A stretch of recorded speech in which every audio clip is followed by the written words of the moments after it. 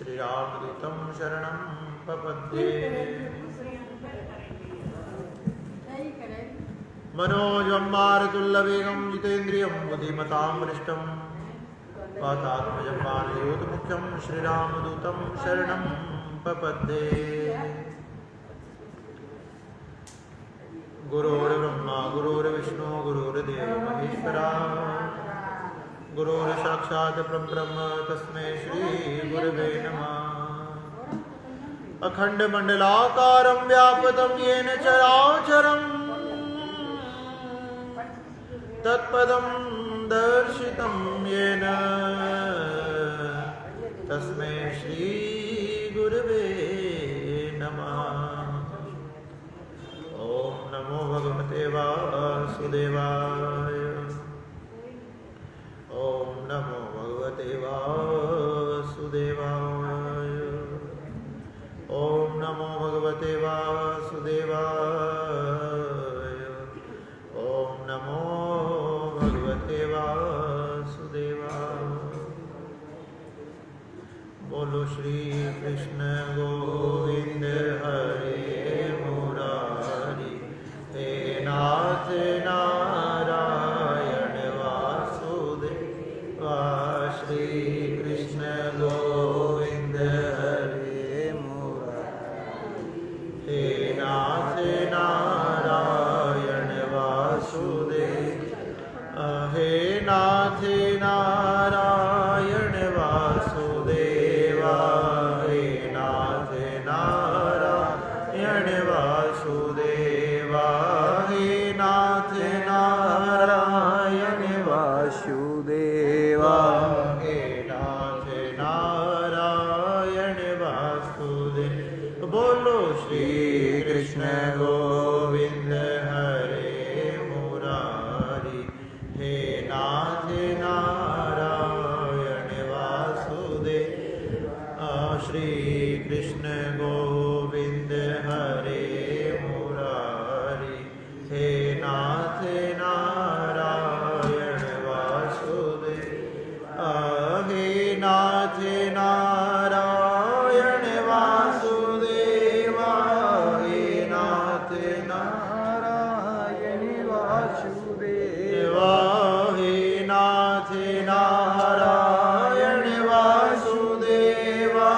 हे नाथ नारायण वासुदेव।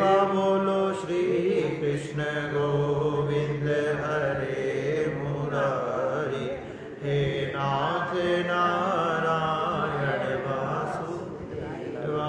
श्री कृष्ण गोविंद हरे मुरारी। हे नाथ नारायण वासुदेव। हम हैं तुम्हारे तुम हो हमारे। हे नाथ नारायण वासुदेव। हे नाथ नारायण वासुदेव। हे नाथ नारायण वासुदेव। श्री कृष्ण गोविंद हरे मुरारी। हे नाथ नारायण वासुदेव। श्री कृष्ण गोविंद हरे मुरारी। हे नाथ नारायण वासुदेव। हे नाथ नारायण वासुदेव। हे नाथ नारायण वासुदेव। हे नाथ नारायण वासुदेव। हे नाथ नारायण वासुदेव। श्री कृष्ण गोविंद हरे मुरारी। हे नाथ नारायण वासुदेव। श्री कृष्ण गोविंद हरे मुरारी।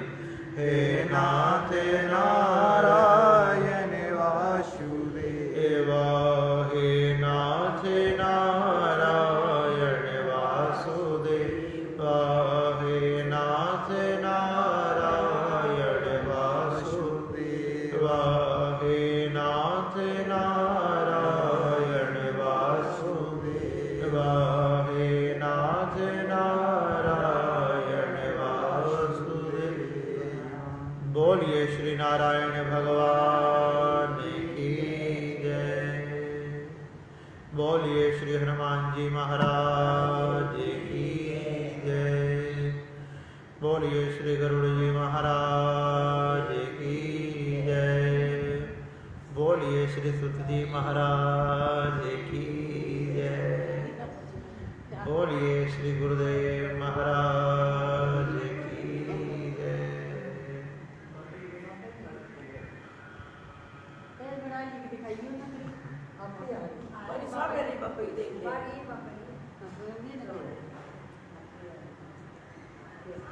तो श्री आश्विन मास के अंतर्गत आश्विन मास के कृष्ण पक्ष में जो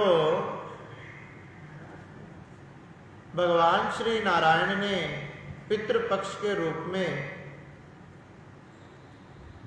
इस समय को नियुक्त किया, जिस समय में हमारे पितरों तथा पूर्वजों की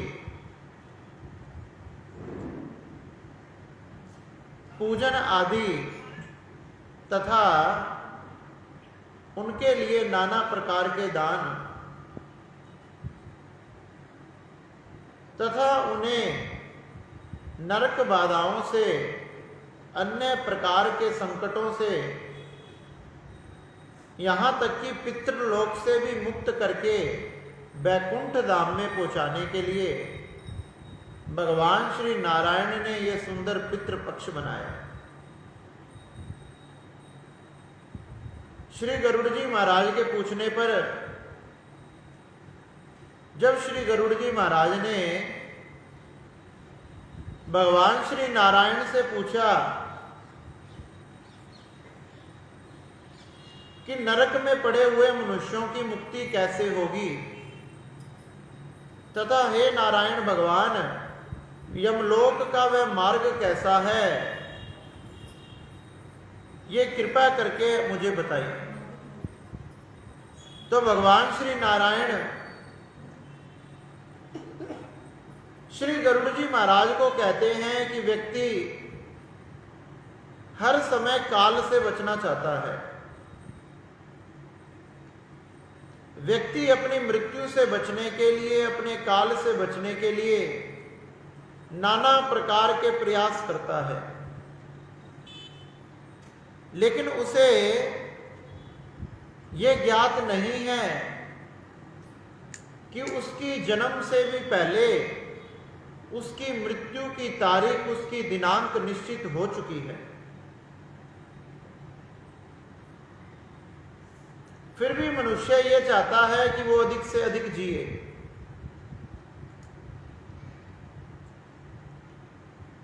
मनुष्यों ने किसी प्रकार से भी, हर प्रकार से अपने मन से मृत्यु के भय को निकाल देना चाहिए।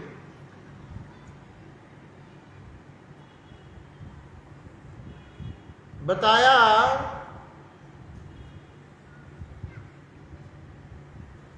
कि सत्कर्म करो, धर्म की राह पर चलो। जब श्री परीक्षित जी महाराज को प्रसंग आता है कि पूछा कि परीक्षित जी महाराज ने आखिरकार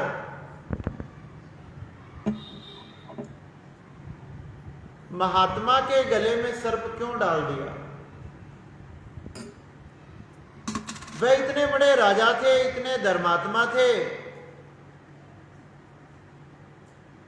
तथा धर्म की राह पर चलने वाले पांडवों के वंशज, जिन पांडवों ने हमेशा सत्य का साथ दिया, उन पांडवों के वंशज परीक्षित, जो कोई आम व्यक्ति नहीं है, महाभारत का युद्ध समाप्त होने के बाद जब भगवान श्री कृष्ण द्वारकाधीश विदाई लेकर पांडवों से द्वारका की तरफ बढ़ रहे थे, एक हाथ से अपने रथ को तथा एक हाथ से अभय मुद्रा में सभी लोगों को आशीर्वाद प्रदान कर रहे थे। इतने में ही सामने से एक अबला भागती हुई आई कि मेरी प्राणों की रक्षा करो, हे माधव मेरी रक्षा करो, हे परम पिता परमात्मा मेरी रक्षा करो।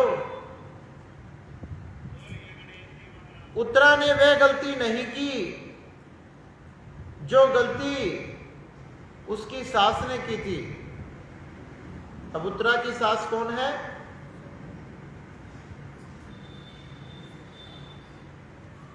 जो उत्तरा की बड़ी सास ने गलती दोहराई, जब भरी सभा के बीच में द्रौपदी को केशों से खींचकर लाया गया, द्रौपदी ने अपने प्राणों की रक्षा, अपनी लाज की रक्षा अपने पतिदेव से कहा। पतिदेव ने अपनी आंखों को नीचे किया। जितने भी वहां बड़े बड़े धुरंधर विराजमान थे उनसे प्राणों की भीख मांगी, अपनी लाज की भीख मांगी, लेकिन जब किसी ने भी साथ नहीं दिया तो परम पिता परमात्मा भगवान श्री कृष्ण को पुकारा।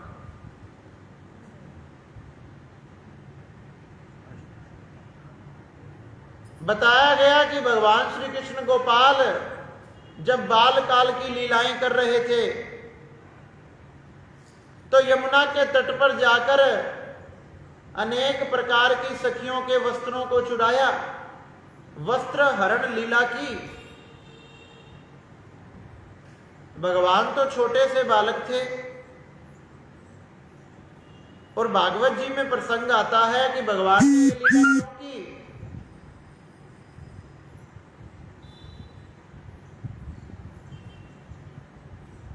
क्योंकि पहली बात तो वो नहाने का समय ही नहीं था।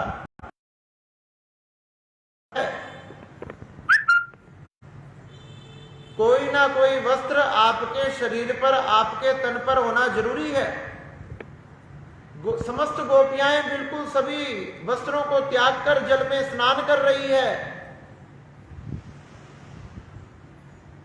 भगवान ने कहा कि तुम बिल्कुल वस्त्रों को त्याग कर जब स्नान ही कर रही हो, जब तुम्हें वस्त्रों की परवाह नहीं, अपनी लाज की परवाह नहीं, तो तुम वस्त्र लेकर करोगी भी क्या? भगवान ने वस्त्रों को उठाया और कदम्ब के वृक्ष पर चढ़ गए। जब गोपिकाओं ने नाना प्रकार की प्रार्थना की तो भगवान ने केवल वस्त्र ही नहीं प्रदान किए उन्हें, सबसे पहले उन्हें ज्ञान का उपदेश दिया कि जल में नहाने से निर्वस्त्र जल देवता का अपमान होता है और नाना प्रकार के दोष लगते हैं। इन ज्ञान रूपी बातों को बताकर भगवान श्री कृष्ण ने उन सबको वस्त्र प्रदान किए।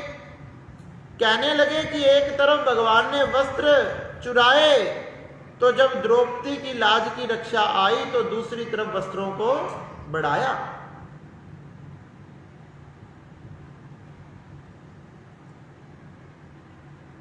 तो आज जो बड़ी सास ने गलती दोहराई थी उत्तरा ने उसको बिल्कुल नहीं दोहराया। याद आ गया कि जब उन पे संकट आया था तो अंत में भगवान श्री कृष्ण ने साथ दिया। आज डायरेक्ट भगवान श्री कृष्ण के चरणों में पहुंच गई। भगवान श्री कृष्ण के चरणों में पहुंची, कहने लगी कि हे प्रभु, हे द्वारकाधीश, मुझे अपने प्राणों की चिंता नहीं है, लेकिन जो मेरी गर्भ में बालक है मुझे इसकी चिंता है। अब देखो कितनी अच्छी बात है। अगर गर्भ के बालक की रक्षा करनी है तो माता की तो करनी पड़ेगी। उत्तरा ने यह नहीं कहा कि मुझे बचाओ, उत्तरा ने कहा कि मेरे बालक को बचाओ। और बालक को तो जब बचाएंगे जब मां सुरक्षित रहेगी। जब मां ही सुरक्षित नहीं रही तो बालक कैसे सुरक्षित रहेगा? तो संतों ने कहा कि भगवान ने नाना प्रकार के अवतार लिए। जिसमें कभी वो देवकी के यहां प्रकट हुए, कभी कौशल्या के यहां प्रकट हुए, तो कहने लगे ये पक्का नहीं है कि भगवान कौशल्या तथा देवकी के गर्भ में आए या नहीं आए, सीधा ही प्रकट हो गए। लेकिन ये 100% हो गया कि भगवान परीक्षित की रक्षा के लिए उत्तरा के गर्भ में गए। अपनी मां के गर्भ में भगवान गए या नहीं गए, लेकिन अपने भक्तों की रक्षा के लिए उत्तरा के गर्भ में गए। और उत्तरा के गर्भ में जाने से ही भगवान का एक नाम उत्तरायण हुआ। जहां नन्हे से परीक्षित ने भगवान के दर्शन किए, अरे वो परीक्षित जिसने जन्म लेने से पहले ही परमात्मा के दर्शन कर लिए, फिर उस परीक्षित से इतनी बड़ी गलती कैसे हो गई कि साधु जो समाधि में बैठे थे उनके गले में सर्प कैसे डाल दिया। जो परीक्षित हमेशा धर्म कार्य करते, नाना प्रकार के दान यज्ञ आदि हवन आदि कार्य करते रहते थे, तो जब सभी पांडव स्वर्गारोहण के लिए जा रहे थे,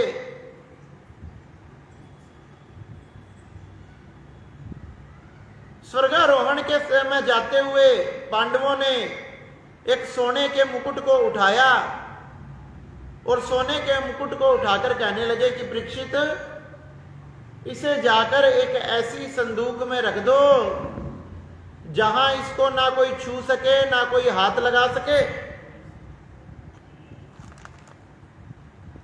परीक्षित ने कहा कि पिताजी, दादाजी, आप ऐसा क्यों कह रहे हो? अरे बस मैंने तुम्हें बता दिया कि इसको कभी मत निकालना, ये ठीक नहीं है। अब परीक्षित ने कहा कि बड़े कह रहे हैं तो बात मान ली, जाकर संदूक में रख दिया। और अब सबको कथा ज्ञात है कि जब एक बार परीक्षित जी महाराज शिकार खेलने के लिए गए, तो जहां काला काला कलयुग कली बैल को पीट रहा था, जिस बैल के तीनों पैर टूट चुके थे और एक पैर पर खड़ा था, जब परीक्षित ने अपने घोड़े से उतरकर तलवार को निकाला और तलवार निकालकर कहने लगा कि अरे दुष्ट, अरे पापी,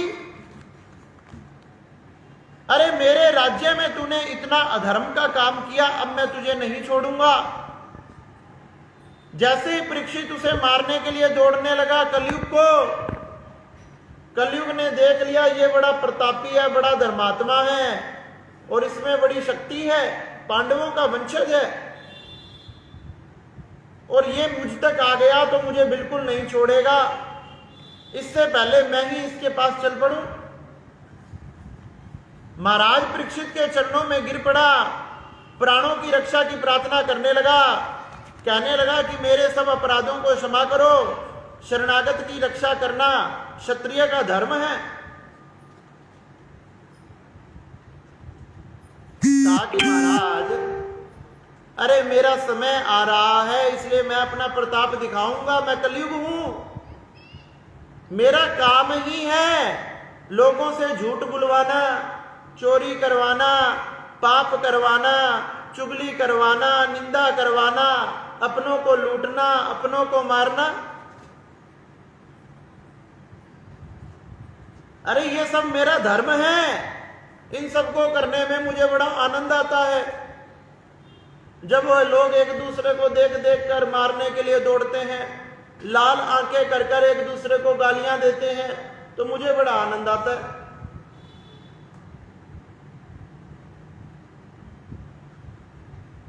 महाराज ने कहा कि मेरे राज्य में तुझे स्थान नहीं मिल सकता, तू मेरे राज्य से दूर निकल जा। कहने लगा कि महाराज मुझे कहीं तो स्थान प्रदान करो। नाना प्रकार की वस्तुओं में उन्हें स्थान दिए गए, जहां जुआ खेला जाए, मदिरा पी जाए, वेश्यावृत्ति हो, नाना प्रकार की जगहें जब कलयुग को प्रदान की। कहने लगा महाराज एक भी ढंग की जगह नहीं दी, जहां कलेश हो वहां मेरा स्थान, जहां लोग मदिरा पिएंगे वहां मेरा स्थान, जहां वेश्यावृत्ति होगी, जुआ खेला जाएगा वहां मेरा स्थान। अरे महाराज, इन सब में रहकर तो मेरा दम घुटने लगेगा, कोई अच्छी जगह प्रदान करो। एक तो कलयुग को एक अच्छी जगह प्रदान की, क्या? स्वर्ण में, कि स्वर्ण में तेरा वास होगा, जो स्वर्ण बेईमानी से, लूटपाट से कमाया जाएगा। जो आज परीक्षित जी महाराज जब शिकार खेलने के लिए गए तो पांडवों ने जो सोने का मुकुट दिया था कि इसे संदूक में रख दो, वो मुकुट किसका था? हाँ, वो मुकुट तो बड़े बड़े पापियों का था, जो आगे से आगे चलता आ रहा था, कभी जरासंध के पास, कभी धृतराष्ट्र के पास, कभी दुर्योधन के पास। और पांडवों ने कहा कि इसको देख भी मत लेना, इसको तो देखने से ही दोष लग जाता है। आज परीक्षित के मन में पता नहीं क्या आया, शिकार खेलते हुए वो मुकुट याद आ गया और संदूक को खोला, मुकुट को निकाला और पहनकर शिकार खेलने के लिए चला। कलयुग ने देखा कि परीक्षित, आज तू मुझे मारने आया था उस दिन, आज तेरा बराबर हिसाब किताब करूंगा, आज तुझे नहीं छोड़ूंगा, क्योंकि तूने स्वर्ण धारण कर लिया, वो भी बेईमानी वाला। आज पापियों का मुकुट तूने धारण किया है, आज तुझे बिल्कुल नहीं छोड़ूंगा, एकदम तुझे धूल छुटा दूंगा। जैसे ही परीक्षित ने वो मुकुट को पहना, कलयुग आकर उसमें प्रवेश कर गया और परीक्षित को यह पता भी नहीं लगा। कलयुग ने आकर उसमें प्रवेश किया, परीक्षित शिकार खेलने के लिए गया। शिकार खेलकर जब थक हार गया, प्यास लगने लगी, भूख लगने लगी,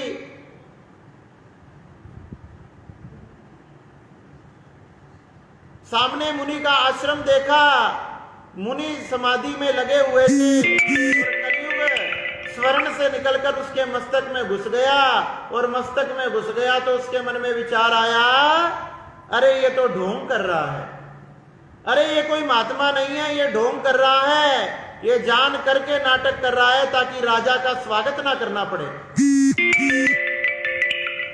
राजा का स्वागत ना करना पड़े। मरे हुए सांप को देखा, गले में डाल दिया।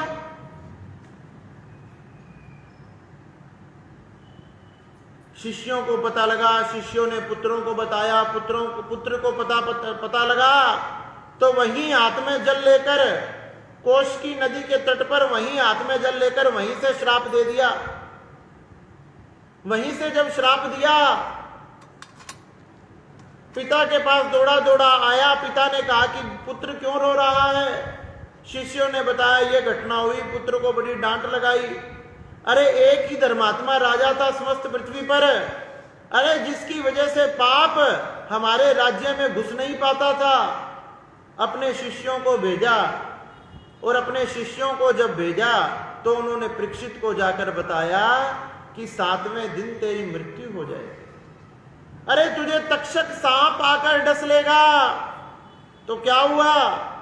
जैसे ही एक देवव्रत नाम के ब्राह्मण को पता लगा कि परीक्षित जी महाराज को सर्प डसेगा, अब उसने क्या किया? अरे उसने अपनी ध्यान से, अपने योग से, अपनी समाधियों से खत्म हो गया, नाना प्रकार की शक्तियों को अर्जित किया था। अब जैसे उसे पता लगा कि परीक्षित महाराज का वो 7वां दिन आ गया, जिस दिन तक्षक सांप लड़ेगा, उनको आकर मार देगा, तो वो अपने आश्रम से निकला और परीक्षित जी महाराज की तरफ बढ़ने लगा। उसके पास शक्तियां थी कि मरे हुए को जीवित कर सकता है। अब रास्ते में जाते जाते देवव्रत ब्राह्मण जब राज्य की तरफ बढ़ने लगा तो भगवान की माया से उसे सामने से आता हुआ तक्षक सर्प मिल गया। वही सर्प जो परीक्षित को खाने जा रहा है। अब एक बचाने जा रहा है, एक खाने जा रहा है, एक मारने और एक बचाने। अब तक्षक सर्प ने पूछा कि चलो महाराज जी का थोड़ा रास्ता पूछ लूं, ब्राह्मण देवता सामने से आ रहे हैं। हे ब्राह्मण देवता, आपको पता है कि राजा का महल किधर है? कौन से राजा का? अरे राजा परीक्षित का। अच्छा, महल तो पास में ही है भैया, तुम कौन हो? अरे महाराज मेरे बारे में तुम मत पूछो, अरे मैं सर्पों का राजा हूं। सर्पों का राजा? क्या तुम तक्षक हो? अरे हाँ महाराज, सही पहचाना, मैं तक्षक हूं। अरे भैया बढ़िया हुआ तू मुझे यहीं मिल गया। अरे तेरे लिए तो मैं परीक्षित के पास जा रहा था। क्यों? अरे जैसे ही तू उसको डसेगा वैसे ही मैं उसे जीवित कर दूंगा। तक्षक सोचने लगा, जैसे ही मैं डसूंगा ये जीवित कर देगा, ये कैसे होगा? अरे सर्पों का डसा हुआ भी कोई जीवित होता है? अरे ब्राह्मण देवता, आपकी बुद्धि तो ठिकाने पे है, आप कैसी बातें कर रहे हैं? अरे कोई मामूली ब्राह्मण मत समझ लेना मुझे। अरे सैकड़ों वर्ष तपस्या कर कर शक्तियां प्राप्त की है। अच्छा, मुझे तो लगता है आपके पास कुछ नहीं है, आप फजूल में ही बातें बना रहे हैं, समय व्यर्थ कर रहे हैं। अरे तुझे मेरी शक्ति का अंदाजा नहीं है, तू मुझे आजमा कर देख ले। अच्छा, कैसे आजमाऊं? अरे तू ऐसे कर, अपना जहर, अपना विष किसी चीज पर छोड़ दे, जैसे ही तेरा विष किसी पर पड़ेगा वो मर जाएगा, वो भस्म हो जाएगा, और देख तेरी आंखों के सामने उसे मैं जीवित कर दूंगा। अब तक्षक सोचने लगा कि ब्राह्मण देवता यूं ही व्यंग कर रहे हैं, भला कोई मरा हुआ भी जीवित होता है? और सामने एक सेब का हरा भरा पेड़ था, सुंदर सुंदर फल लटक रहे थे, सुंदर पत्ते, पूरा हरा भरा। तक्षक उस वृक्ष के पास गया और उस वृक्ष के पास जाकर जैसे ही अपना डंक, अपना विष उस वृक्ष पर छोड़ा, अरे छोड़ते ही एक पल में वो वृक्ष जलकर भस्म हो गया। एक पल में इतना खतरनाक विष, एक पल भी नहीं लगी, इतने में आंख नहीं झपकती जितने में वो वृक्ष जलकर भस्म हो गया। अच्छा ब्राह्मण देवता, अब दिखाओ आपकी शक्ति। और ब्राह्मण देवता ने क्या किया, अपने कमंडल में से जल निकाला और जल निकालकर मंत्रों को पढ़ा, और मंत्रों को पढ़कर जैसे उस भस्म पर फेंका, अब तो फिर से दोबारा वो वृक्ष खड़ा हो गया। वैसा ही वृक्ष, वही पत्ते, वही सेब, उतना ही हरा भरा, उतना ही बड़ा, एकदम वही। तक्षक ने जैसे ही देखा कि ये तो बड़ा शक्तिशाली है, मैं तो कुछ भी नहीं हूं, और तक्षक उस ब्राह्मण देवता के चरणों में लौट गया। हे ब्राह्मण देवता, अब तक्षक ने बुद्धि को लगाया कि मैंने तो परीक्षित को मारना ही है, और ये ब्राह्मण देवता उन्हें बचाएंगे, तो क्यों ना किसी बहाने से कोई लालच देकर इन ब्राह्मण देवता को यहां से भेज दूं। कहने लगे कि ब्राह्मण देवता, आपको राजा को बचाने से क्या मिलेगा? राजा आपका रिश्तेदार है, क्या आपका भाई बंधु है? अरे भैया, हमारा काय का भाई बंधु, हमारा रिश्तेदार नहीं है। तो महाराज, ना आपका रिश्तेदार ना आपका भाई बंधु, तो राजा और मेरे मामले में टांग क्यों अड़ा रहे हो? अरे मैं टांग नहीं अड़ा रहा, अगर राजा बच गया तो राजा खुश हो जाएगा, और राजा अगर खुश हो गया तो सर पे तेरे पास कहां से आया? अरे महाराज, आप भूल गए, अरे सोने के घड़े पर, खजाने पे तो हम ही बैठते हैं फन मार के। महाराज, आप मेरे फटे में टांग मत अड़ाओ, मेरे मामले में टांग मत अड़ाओ, आपको 100 गुना अधिक दंड दूंगा। वो कहने लगे, मुझे तेरी बातों पर विश्वास नहीं है। कहने लगे, महाराज विश्वास नहीं है तो ऐसा करो, यहां से 10 फुट पीछे जाओ और पीछे जाकर गड्ढा खोदो, और उसमें अगर धन निकल जाए तो लेकर चले जाना। और उसने कहा, ठीक है भैया, मुझे तो धन ही लेना है, कोई जिए कोई मरे, मुझे क्या। अब वो बेचारे थोड़ा पीछे गए, उन्होंने कहा, गड्ढा कौन खोदेगा? सर्प ने कहा, भाई गड्ढा तो आपने खोदना पड़ेगा, कि मैं मेहनत नहीं करूंगा। अब सर्प ने थोड़ी सी हुंकार भरी, हुंकार भरते ही वहां तो बहुत बड़ा खड्डा हो गया, और जैसे ही खड्डा हुआ, चमकते हुए हीरे मोती जवाहरात सोने पन्ने आदि, ओ भैया घोड़े के बैल गाड़ियां भर गई लेकिन वो खजाना पूरा समा नहीं रहा। ब्राह्मण देवता, हे महाराज, जो आपने खजाना कहा था वो आपको मिल गया, और इतना तो परीक्षित के पास भी नहीं है, अब आप जाओ। अब सोचो कि वो खजाना अगर ना लेते और परीक्षित के पास चले जाते तो परीक्षित की मृत्यु ना होती, और अगर परीक्षित की मृत्यु निश्चित ना होती तो परीक्षित को किस प्रकार से भागवत का सुख प्राप्त होता, और अगर परीक्षित को भागवत का सुख प्राप्त नहीं होता तो वो कैसे भागवत के रूप में अमर हो जाता। तो बताया गया, भगवान नारायण गरुड़ जी को बता रहे हैं, लोग दूसरों का भला नहीं चाहते, दूसरा मरे तो मरे, खपे तो खपे, कुछ भी हो, हमारा भला होना चाहिए। इसलिए श्री नारायण भगवान ने गरुड़ जी को यह कथा सुनाई। कहने लगे यही कलयुग का प्रभाव है और यही नरक का रास्ता है। जो व्यक्ति ऐसे कर्म करता है कोई भी उसे नरक जाने से बचा नहीं सकता। मृत्यु सबकी निश्चित है, काल निश्चित है।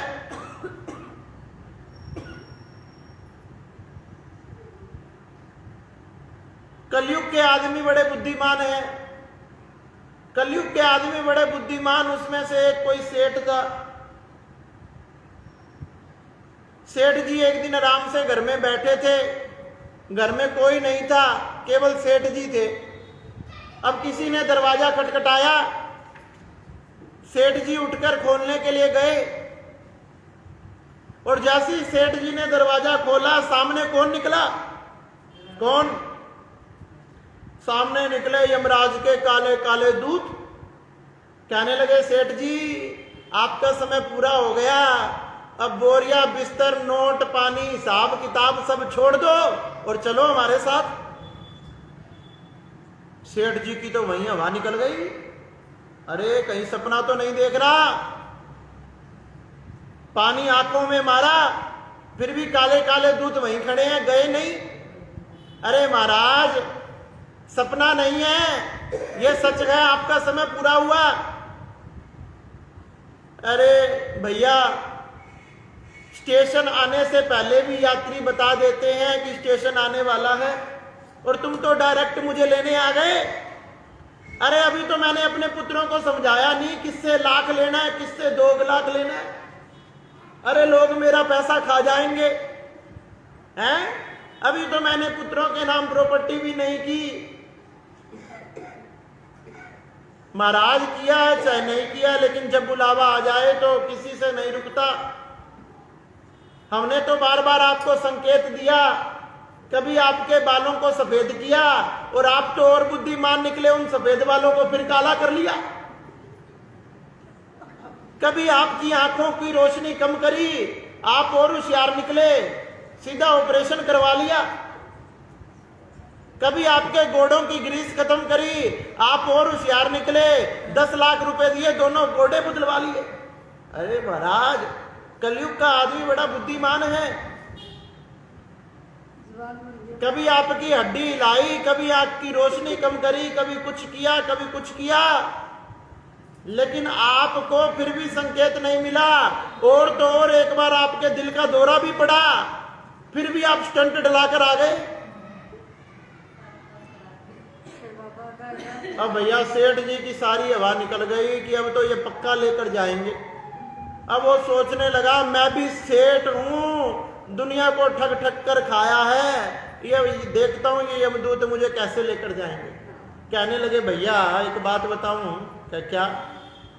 क्या तुम देखो दिन रात दौड़ते हो, किसी को दिन में लेकर जाते, किसी को रात में, किसी को सुबह, किसी को शाम, कोई समय नहीं है तुम्हारे पास। हाँ सेठ जी समय तो हमारे पास बिल्कुल नहीं है, जैसे ही ऑर्डर आता है हम लेकर जाते हैं, जैसे ही पहुंचते नहीं उससे पहले फिर आ जाता है।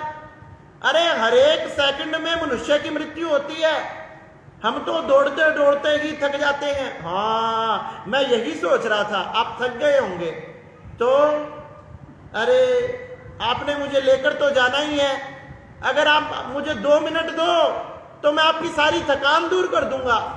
अच्छा सेठ जी, हमारी थकान दूर हो जाएगी? हाँ बिल्कुल दूर हो जाएगी। अच्छा कैसे? अरे आप 2 मिनट बैठो, मैं अभी आया। और सेठ जी अंदर गए और अंदर जाकर रसोई में गए, दूध को गर्म किया, चीनी को मिलाया और अंदर से दवाइयों का डब्बा लाए और नींद की गोली दोनों में डाल दी। ओ भैया बहुत बढ़िया आपके लिए दूध लाया हूं, पीते ही थकावट दूर हो जाए, बिल्कुल दूर। और काले काले दूधों को दोनों गिलास पकड़ाए, दोनों ने झट पिया और पीते ही सो गए। अब सेठ जी सोचने लगे अगर मैं कहीं भाग जाऊंगा तो ये वहां भी आ जाएंगे, अब मैं क्या करूं? ऐसे करता हूं इसकी लिस्ट में नाम बदल देता हूं।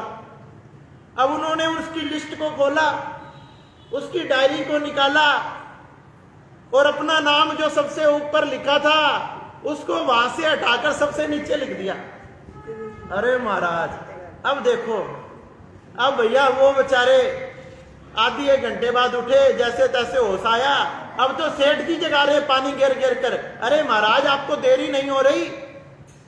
अरे दूध बहुत बढ़िया पिलाया। अरे वाह सेठ जी, आनंद आ गया, आपका समय पूरा हो गया, नहीं तो रोज आपके पास पी के जाते। हाँ मैं भी यही सोच रहा था, चलो भैया चलें। नहीं नहीं नहीं, आपने हमें इतना अच्छा दूध पिलाया, अब हम आपको लेकर नहीं जाएंगे। अच्छा अब हमने सोच लिया क्या? अब हम शुरुआत सबसे नीचे से करेंगे।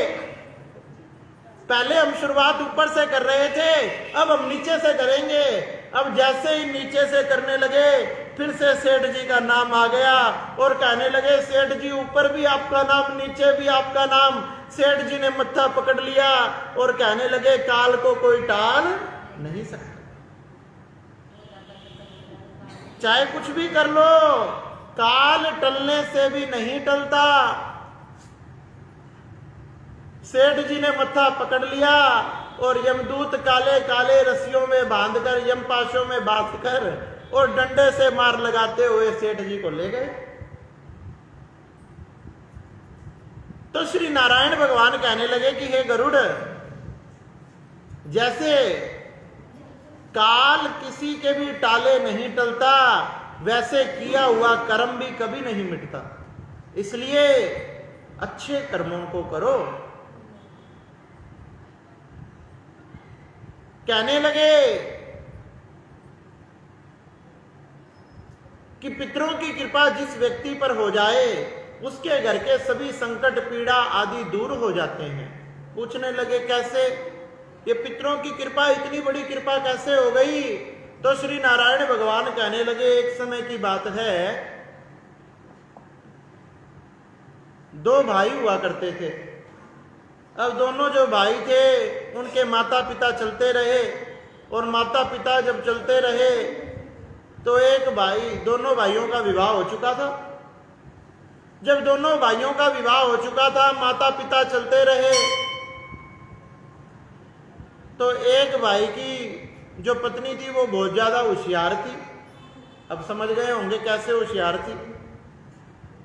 उसने कह कहकर कान भर भर कर सारा घर बार, मकान, दुकान, खेत, गाड़ी, बंगला सब कुछ अपने पति के नाम करा लिया। बुद्धिमान थी बेचारी। देखो आपके पास नहीं होगी इतनी बुद्धि। हाँ सब कुछ अपने नाम करवा लिया पति के। और जब सब कुछ अपने पति के नाम हो गया तो पति को इसे दूर भेजो, फिर ये मेहनत करना सीखेगा, कुछ समय के लिए इसे बाहर छोड़ दो। और इसकी पत्नी को, अरे पति पत्नी तो साथ ही रहेंगे ना महाराज। और तो और गरुड़ महाराज, और तो और गरुड़ जी, पत्नी इतनी होशियार थी कि अपने मायके वालों को भी अब ज्यादा से ज्यादा समय अपने पास ही रखती थी।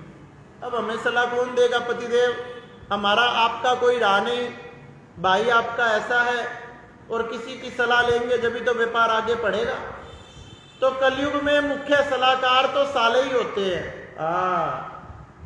घर घर का चाहे बाप मुख्यमंत्री हो चाहे सरपंच हो, लेकिन वो सलाहकार नहीं है जितनी अच्छी सलाह साला देता है। हाँ, तो भैया कलयुग में तो मुख्य सलाहकार ही साला है। पत्नी ने कहा कि मेरे भाई को यहीं रखो, ये आपको ऐसी सलाह देगा कि आपके खेत सारी तरफ फैल जाएंगे, और क्या पता लगता है सारी तरफ फैलाते फैलाते और एक दिन कुछ भी ना बचे है। तो इस प्रकार से समय व्यतीत होने लगा। बेचारा वो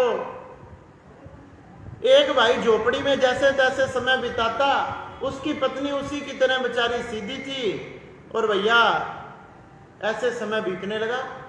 एक दिन किसी ने कह दिया कि पितृपक्ष आ रहा है, पितृपक्ष आ रहा है, माता पिताओं का श्राद्ध करना चाहिए, भोजन करना चाहिए, सब कुछ करना चाहिए।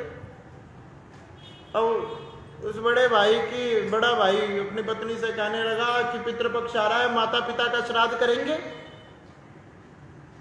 क्या जरूरत है करने की? अरे नहीं करेंगे। अच्छा कर लेंगे फिर, लेकिन मेरी भी एक शर्त है। क्या? मेरे सारे घर वाले आएंगे, मेरी माँ भी आएगी, मेरे बाप भी आएगा, मेरे तीनों भाई आएंगे, तीनों की पत्नियां आएगी, और तीनों के 6 बच्चे आएंगे। पति ने कहा कि भाग्यवान। अरे नहीं, मैं नहीं जानती, नहीं तो नहीं होगा, अब करना चाहते हो तो बुलाना तो पड़ेगा। कहने लगे ठीक है, जैसी तुम्हारी इच्छा, सबको बुला लेंगे, चिंता मत करो। अब पत्नी सोचने लगी सब आ जाएंगे तो काम कौन करेगा? अरे मैं तो अपने माता पिता के पास रहूंगी, बर्तन कौन मांजेगा, रोटी कौन बनाएगा, हम क्या करें? पतिदेव से आज कहने लगी इतने सालों बाद कि क्या आपका छोटा भाई आकर आपसे नहीं मिलता? अरे वो तो कई बार मिलने आया, लेकिन मैंने फटकार कर भगा दिया। अरे आपने ठीक नहीं किया। अरे कभी कभी तो मिल लेना चाहिए, रोज नहीं तो है, कभी कभी तो घर भी बुलाना चाहिए। बेचारी कितनी सीधी है, यहां से कुछ भी नहीं लेके गई। अरे जो अपने घर से लेकर आई थी वो भी नहीं लेकर गई। पतिदेव ये तुमने ठीक नहीं किया। देखो कराया सारा पत्नी का, और पति पर ही बांडा फोड़ दिया। तो अब क्या करें? अरे देखो पितरों के श्राद्ध आ रहे हैं, और देखो वो दोनों भी यहां आ जाए तो सारा काम आसान हो जाएगा। कैसे? अरे हमने कोई बर्तन वाले भी नहीं लगाने पड़ेंगे, ना भोजन वाले लगाने पड़ेंगे, और तो और बाजार से सामान भी ले आएंगे, दोनों बहुत अच्छे हैं। अच्छा, अब आज तक जिस भाई ने मुंह नहीं दिखाया, आज अपने छोटे भाई की झोपड़ी में पहुंच गया। अरे भैया तू बहुत अच्छा है, ये है वो है। अरे बड़े भैया आपका कैसे आना हुआ? अरे तुझे पता है कि पितृपक्ष आ रहा है, पितरों का समय है, और देखो माता पिता का, देखो हमने श्राद्ध करना है, तो हम सोच रहे थे कि हम मिलकर करें। भैया इससे अच्छी क्या बात होगी कि हम मिलकर करें, लेकिन आपको भी पता है कि मैं भी भोजन बनाता हूं, मैं भी भोजन निकालता हूं, और मैं भी भोजन बनाता हूं, तो मैं अपने घर पर जैसे ही भोजन निकाल लूंगा, जैसे ही बना लूंगा, मैं आपके पास आ जाऊंगा। अब भैया ने कहा कि ठीक है, तू फटाफट भोजन बनाकर और निकाल कर मेरे घर आ जियो। अब अपनी पत्नी से जाकर कहा कि दोनों जने आ जाएंगे। महाराज कब आएंगे? अरे उन्होंने कहा भी हम भी तो भोजन निकालेंगे, हम निकाल के आ जाएंगे फटाफट। पत्नी ने तो हाथ में पानी का जग था, चलाकर मारा धड़ाम। अरे भोजन बनाकर और निकाल कर आ जाएंगे, फिर यहां काम क्या रह जाएगा? अरे 2 दिन आकर पहले काम को संभाले, बाजार से सामान को इकट्ठा करे, सारे घर को चमकाए, अरे जब भी तो पितृ प्रसन्न होंगे। अब 2 दिन पहले आएंगे तो इस घर में एंट्री है, नहीं तो मुझे नहीं पता। अब पतिदेव बेचारे फिर से भागे गए और कहने लगे भैया तेरी भाभी ने कहा है कि 2 दिन पहले आना है। कहने लगे कि भैया फिर मैं कैसे निकालूंगा? अरे तू ऐसा करियो, मेरे पास से निकाल आइयो, सारी तैयारी कराइयो, फिर आके कर लेना, नहीं तो हम दोनों एक साथ कर रहे हैं, इसमें अब अलग अलग क्या है? अब बड़े भाई ने कहा तो उसने मानना पड़ा। अब 2 दिन पहले ही जाकर सारी तैयारियां करने लगे। भाभी जी आराम से बैठी है, सारे घर को चमकाया, जालों को उतारा, झाड़ू को लगाया, पोछों को लगाया, बर्तन को चमकाया कि हमारे पितर आएंगे। सुंदर मटकों को भरकर रखा। और भैया 2 दिन पहले भाई आ गया और 4 दिन पहले मायके वाले आ गए हैं? अब सुंदर भोजन की व्यवस्था की गई। करते करते वो दिन आ गया जिस दिन वो तिथि थी, वो दिन था। अब सुंदर ब्राह्मण को नियुक्त किया गया भोजन के लिए।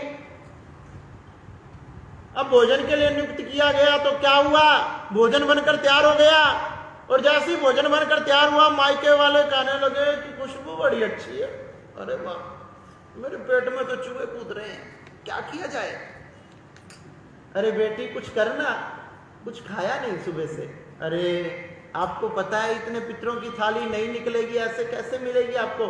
अरे वो तो जा चुके हैं, जीते जी को तो खिला। वो तो जा चुके हैं बेचारे, बाद में भी खा लेंगे हैं? उसकी माँ बाप की चिंता है तुझे, तेरे माँ बाप भूखे बैठे हैं, उनकी चिंता नहीं है। बेटी कुछ तो कर। अरे क्या करूं? अब चुपके से रसोई में गई, सुंदर सी थाली ढूंढने लगी और खीर लगाई, मालपुए लगाई, पूरी लगाई, ना भोग लगाया, ना ब्राह्मण को बुलाया और जाकर मायके वालों को खिलाया। अब चकाचक सब माल उड़ा रहे हैं। पतिदेव आ गए। अरे भाग्यवान, ये क्या कर रहे हो? अरे अभी तो थाली नहीं निकाली, भगवान का भोग नहीं लगा, ब्राह्मण को भोजन नहीं कराया। अरे महाराज, अरे जब हम संतुष्ट होंगे जब तो हमारे पितृ संतुष्ट होंगे। हमारी आत्मा तो अंदर से तड़प रही है, हमारे पेट में तो चूहे कूद रहे हैं, तो हमारे पितृ कैसे मानेंगे? मैं सही कहती हूं, अगर आप भी भोजन कर लोगे तो हमारे पितृ प्रसन्न हो जाएंगे। हाँ, ब्राह्मण देवता जब आएंगे जब खिला देंगे। और उनकी ऐसी बातों में पतिदेव भी आ गए और उनके साथ भोजन पर बैठ गए। अब छोटे भाई ने देखा कि ये सब, तो उसको आंखों में आंसू आए कि माता पिता का दिन और बड़े भैया और भाभी ने देखो क्या किया। ब्राह्मण देवता आए और इतने में ब्राह्मण आए, इतने में तो सारा चौपट हो गया, सारा माल पानी उड़ा दिया। चक, खीर की खीर साफ, सब्जी साफ, मालपुए साफ, पूरी साफ, सब साफ। ब्राह्मण देवता आए और सब डकार ले रहे हैं। ब्राह्मण देवता ने कहा, भाई हाँ क्या व्यवस्था है? क्या महाराज, व्यवस्था तो बहुत अच्छी थी लेकिन सब पूरी हो गई। और ब्राह्मण देवता वैसे ही निराश होकर लौट गए। छोटा भाई और बेचारे की पत्नी की आंखों में आंसू है। कहने लगे कि ब्राह्मण देवता जब इतने दुखी होकर लौटे हैं तो हमारे पितरों पर क्या बीतेगी? और पितृ देवता उनके घर में विराजमान थे, क्योंकि धर्मराज जी विश्व देवा जिस दिन जिसकी तिथि होती है पितृपक्ष में उन पितरों को लेकर आते हैं। और वो पितर सामने खड़े हुए आंखों से आंसुओं से रो रहे थे। अब सोचो, जो पितर अपनी आंखों से आंसुओं से रो रहे हैं, उनकी संतान कैसे सुखी रहेगी? छोटा भाई कहने लगा कि भैया मैं जाऊं, मैंने भी जाकर भोजन निकालना है, आपने तो करा दिया। हाँ हाँ भैया तुम जाओ। जैसे ही घर से बाहर निकलने लगे, भाभी ने आवाज लगाई कि भैया कहां जा रहे हो? भाभी क्या हुआ? अरे इतने ढेर बर्तन कौन मांजेगा? तुम्हें पता है महंगाई का जमाना है और किसी को बुला लिया 1000-2000 ले जाएगा, तुम्हारे भैया का नुकसान होगा। भैया देखो, अपने भैया की तो सोचो, बर्तन तो मांज कर जाओ। और भैया बर्तन मांजने में शाम हो गई। दोनों पति पत्नी ने सुबह से पानी भी नहीं पिया। जब शाम हो गई, रोते बिलखते हुए अपने पितरों के लिए, अपने माता पिता के लिए वो अपनी उस छोटी सी कुटिया में पहुंचे। अब क्या बनाएं? क्या ब्राह्मण को खिलाएं? क्या बनाएं, क्या खिलाएं, किसको बुलाएं? आपस में एक दूसरे को देखने लगे। फिर भी भगवान नारायण का ध्यान कर कर एक जल का लोटा भरा, उसमें थोड़ा सा कच्चा दूध डाला, काले तिल डाले, जो डाले, अपने पितरों को याद किया। हे पितरों, हे पितरों, हे मेरे पूर्वजों, मेरे द्वारा इस जल को स्वीकार करो। मुझसे भूल हो गई जो मैं आपका भोजन नहीं निकाल पाया। इस प्रकार से उसका हृदय भराया और अपने पितरों के नाम से जैसे ही जल चढ़ाया, उसके पितर प्रसन्न हो गए। उस जल के लोटे से ही उसके पितर प्रसन्न हो गए, संतुष्ट हो गए। और पितर जो अब तक रो रहे थे अपने बड़े पुत्र को देखकर, अब छोटे पुत्र को देखकर गदगद हो गया हृदय। उनके स्वामी पितर देवताओं को लेने के लिए आए विश्वदेवा कि हे पितर देवताओं, आपका समय पूरा हुआ, आज आपका दिन था, आपका पूरा हुआ। वो कहने लगे कि हे विश्वदेवाओं, हम आपके चरणों में यही प्रार्थना करते हैं, आप हमें ले चलो, लेकिन हमारी एक छोटी सी इच्छा पूरी कर दो। क्या? जो मेरा ये छोटा पुत्र है, ये बेचारा बड़ा भोला है और इसके पास खाने की भी व्यवस्था नहीं है। कोई कृपा करो विश्वदेवा, आप परमात्मा हो, आप पितृलोक के स्वामी हो, आप कृपा करो। और आप कृपा करो तो क्या नहीं होगा। विश्वदेवा उन पितरों की प्रार्थना से प्रसन्न हो गए और कहने लगे, तेरे छोटे पुत्र के पास इतना धन होगा कि वो गिनता गिनता थक जाएगा। जैसे ही ये आशीर्वाद दिया, उस छोटे पुत्र के वो बालक खेलते खेलते जैसे ही आंगन में गए, आंगन में पड़े हुए उल्टे टोकरे को जैसे ही हटाया, हटाते ही अंदर से हीरे मोती जवाहरात प्रकट हो गए। और जैसे ही हीरे मोती जवाहरात प्रकट हुए, अपने माता पिता को आवाज लगाने लगे कि देखो ये क्या है, ये क्या है। जैसे ही अंदर से माता पिता निकल कर आए तो भैया आज उनकी खुशी का ठिकाना नहीं रहा। अरे जिनके यहाँ खाने की व्यवस्था नहीं थी, पितरों ने ऐसी कृपा करी कि एक जल के लोटे से ही प्रसन्न होकर नाना प्रकार के भंडार भर दिए। और तो और विश्वदेवाओं ने कहा कि और क्या चाहते हो? अरे बड़ा पुत्र जिसने हमारा अपमान किया उसका सब चौपट कर दो। बड़े पुत्र को ऐसा व्यापार में ऐसा घाटा लगा, घर पर जो धन रखा था वो चोर ले गए और भैया वो महलों से आज सड़क पर आ गए। तो भगवान नारायण कहने लगे कि हे गरुड़, पितरों की कृपा से ही एक जीव सब कुछ प्राप्त कर पाता है। और उन्हीं पितरों का वह अनादर करे, अपमान करे, उनके लिए कुछ भी समर्पित ना करे तो उनका सब कुछ नष्ट हो जाता है। गरुड़ जी महाराज को भगवान श्री नारायण कहने लगे कि मेरा मस्तिष्क बद्रीनाथ है, मेरा हृदय नैमिषारण्य है तथा मेरे चरण गया है। गया को भगवान के चरण माना गया। कहने लगे अपने पितरों के निमित्त गया में जाकर जरूर श्राद्ध कर्म आदि, तर्पण आदि, पिंडदान आदि करना चाहिए। उनसे अगर वो किसी भी योनि में भटक रहे हो, नाना प्रकार के कष्टों में पड़े हुए हो, तो गया में श्राद्ध करने से उनकी मुक्ति हो जाती है। बताया गया कि गया मेरे चरण है और भगवान के चरणों को प्राप्त करने के लिए तो भक्त दौड़ता है कि कहीं से भी भगवान के चरणों की सेवा मिल जाए, वो चरण मिल जाए। और वही चरण भगवान के गया है। इसलिए गया की इतनी महिमा है कि वहां जाकर श्राद्ध कर्म संस्कार आदि करो, उससे तुम्हारी 100 पीढ़ियों का उद्धार हो जाएगा। कहने लगे मनुष्यों की मृत्यु के 100 कारण बनते हैं। अकाल मृत्यु के, आपको बार बार कोई रोग आएगा, आपके चिपक जाएगा। मनुष्य की रोगों के कारण बात बात पर किसी बात का ज्यादा बढ़ जाना और अपने आप की आत्महत्या कर लेना किसी दुर्घटना में, यह सब अकाल मृत्यु है। मनुष्यों की मृत्यु के 100 कारण बनते हैं, लेकिन उस अकाल मृत्यु से बचने के लिए भी अगर मनुष्य नाना प्रकार के कर्म करे तो अपनी पूरी आयु को भोग कर जाता है।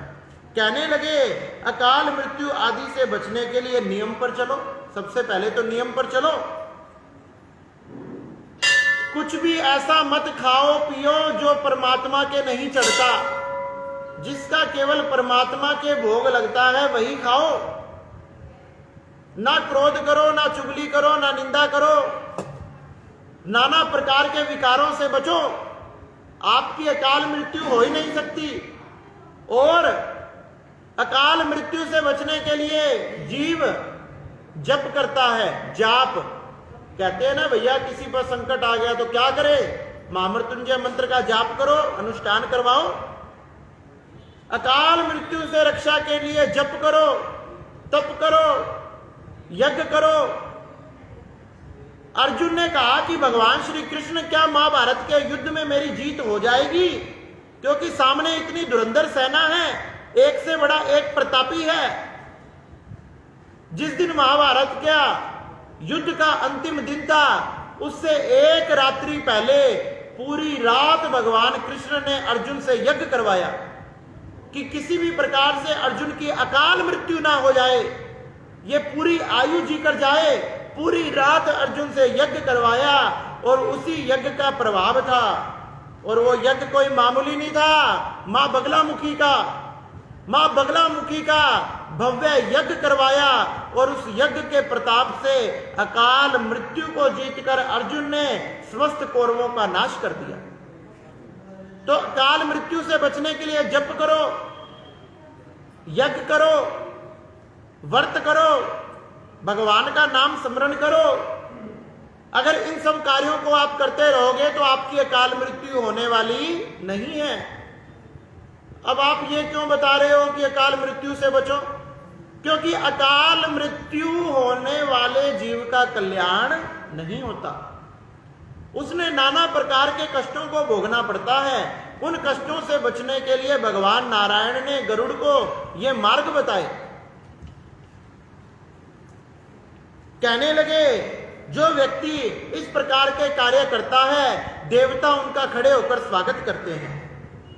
कहने लगे देवता उनका खड़े होकर स्वागत करते हैं। जीव पूरी आयु जीकर जाता है। तथा पितृपक्ष में तो अधिक से अधिक पुण्य करो।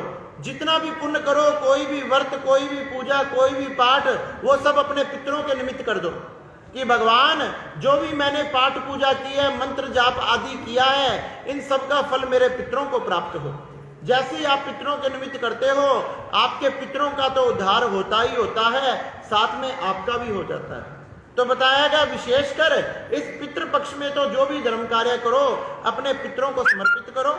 आपका जो भी इष्ट देव है, कुल देवता हैं, उनकी माला करो, उनका जाप करो और उनसे प्रार्थना करो जो भी मैंने मंत्र जाप आदि किया है, इन सब का फल मेरे पितरों को प्राप्त हो। उससे आपके पितृ मुक्त हो जाएंगे।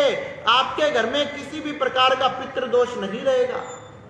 नाना प्रकार के धर्म कार्य करके अपने पितरों को समर्पित करते रहो। भगवान नारायण कहने लगे इस प्रकार के कार्य करने से मनुष्य पर आया हुआ कष्ट उसका टल जाता है। तो नाना प्रकार के कष्टों को टालने के लिए भगवान की शरण में आना पड़ता है। बताया गया कि हे गरुड़, इस प्रकार से अगर व्यक्ति धर्म के कार्य पर चलता है तो अंत समय में किसी भी प्रकार से उसे यमदूत आकर नहीं सताते। उन्हें मेरे पार्षद लेने आते हैं। अगर किसी व्यक्ति ने पाप कर्म आदि किए हैं तो यमदूत उन्हें लेने आ गए। वो बड़े ही भयंकर होते हैं, बड़े ही, उन्हें देखते ही हमारी रूह कांप जाती है और वो पीटते पीटते हमें धर्मराज तक लेकर पहुंचते हैं। कल आपको सुनाएंगे किस प्रकार से धर्मराज के दूत उन सूक्ष्म जीव को लेकर जाते हैं, धर्मराज तक पहुंचते हैं, और धर्मराज तक पहुंचने में कितनी पुरियां बीच में आती है। उन पुरियों से होकर उस जीवात्मा ने, उस सूक्ष्म शरीर ने निकलना पड़ता है, और उन पुरियों में किस किस प्रकार से कष्ट आते हैं, किस किस प्रकार से उन कष्टों से होकर उस जीवात्मा ने धर्मराज तक पहुंचना पड़ता है। इस प्रकार से श्री भगवान नारायण ने गरुड़ जी महाराज को ये बड़ी ही सुंदर पितरों की तथा गरुड़ पुराण की कथा सुनाई। बोलिए नारायण भगवान